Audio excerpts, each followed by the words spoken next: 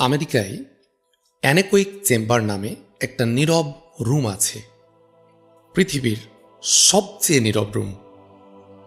রুমটা এতটাই নীরব যে ওখানে একজন মানুষ কিছুক্ষণ থাকার পর তার নিজের হার্টবিট পর্যন্ত শুনতে পায়। আরও কিছুক্ষণ পর শিরার ভেতর দিয়ে যে রক্ত প্রবাহিত হয় সেটার শব্দও শুনতে পাই।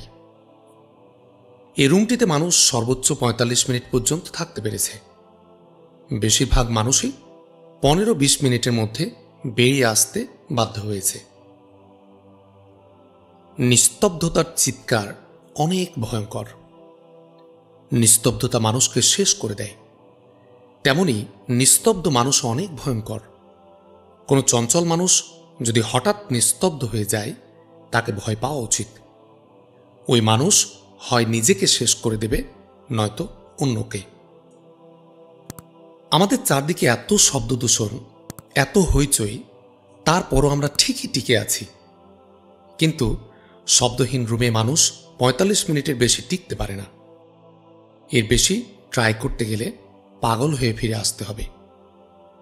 অ্যানেকোইক চেম্বার ও রুমের শব্দ স্তর হল -20.35 ডেসিবল বা ডিবি।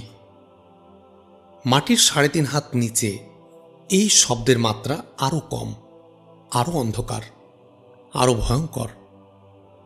অ্যানেকোইক চেম্বার থেকে চাইলেই দৌড়ে বেরিয়ে আসা যায়, কিন্তু ৩.৫ হাতের ওই চেম্বার থেকে বের হওয়ার কোনো সুযোগ নেই।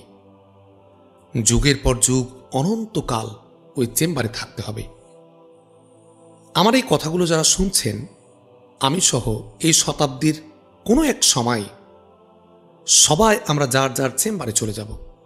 কোনো উপায় নেই, কোনো মেডিসিন নেই।